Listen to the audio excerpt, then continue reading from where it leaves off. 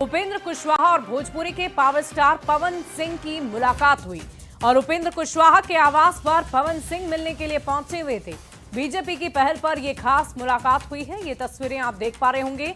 लोकसभा चुनाव 2024 में काराकाट सीट से उपेंद्र कुशवाहा और पवन सिंह के चुनावी टक्कर हुई थी, जिसके बाद से दोनों के बीच दूरियां बढ़ गई थी और ऐसे में करीब 1.5 साल के बाद इस मुलाकात के बहाने दोनों को नजदीक लाया गया।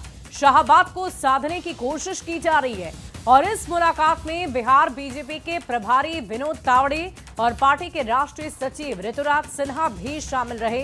तस्वीरें आप देखिए, बेहद खास तस्वीर राजनीति के दृष्टिकोण से, और ये तस्वीर अपने आप में बहुत कुछ बयां कर रही है कि कैसे आगामी विधानसभा चुनाव को लेकर बहुत ही पुख्ता तौर पर रणनीतियां बनाई जा रही है और सारे गिले शिकवे को दूर किया जा रहा है ताकि एक साथ मिलकर आगामी विधानसभा चुनाव में फतेह किया जा सके।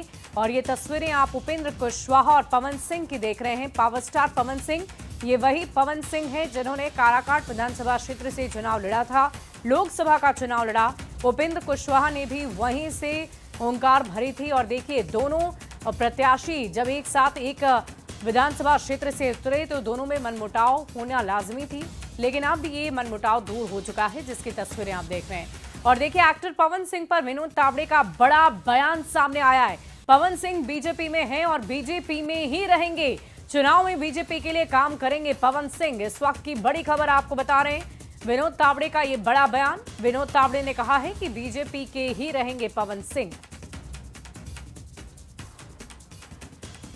तो इस वक्त की बड़ी खबर आपको बता दें, पवन सिंह बीजेपी में हैं और बीजेपी में ही रहेंगे। विनोद तावड़े की तरफ से ये बड़ा बयान दिया गया है। चुनाव में बीजेपी के लिए काम करेंगे पवन सिंह, उनका कहना है, और कहीं भी पवन सिंह नहीं जा रहे हैं। इस तरह की चर्चा पहले भी की गई थी और इसी पर विनोद तावड़े ने कहा है कि पवन सिंह हर हालत में बीजेपी के ही रहेंगे। क्या कुछ कह रहे हैं विनोद तावड़े, आप सबसे पहले सुन लीजिए। बीजेपी में है, बीजेपी में रहेंगे।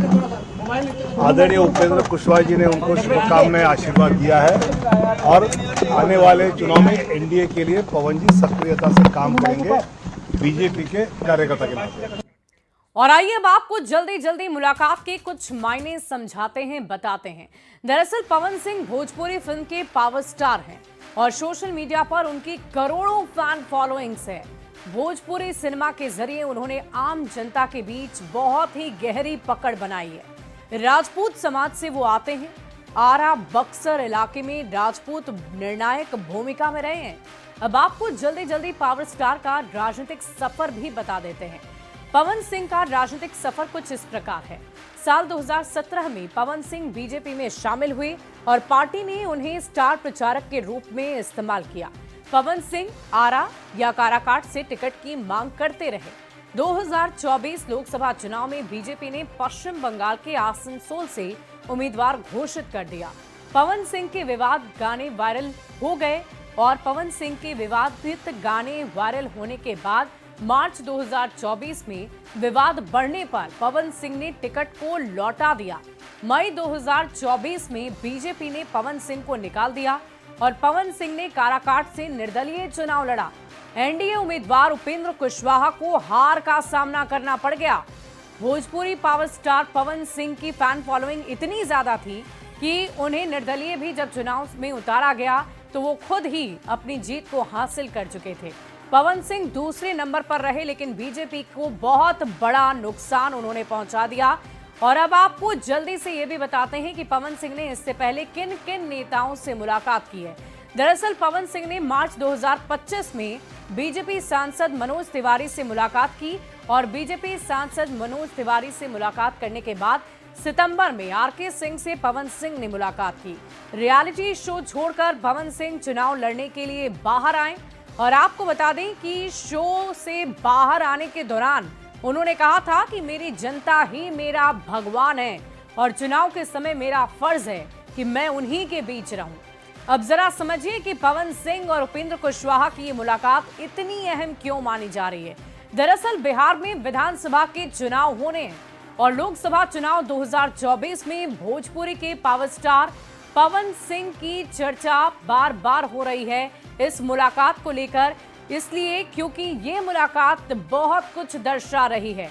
बीजेपी की मजबूती, एनडीए की मजबूती और कैसे मनमुटाव को दूर कर दोनों ही नेता आपस में एक साथ हंसते मुस्कुराते आपको नजर आ रहे हैं। इससे दो तरह के मैसेज देने की कोशिश एनडीए की तरफ से की जा रही है।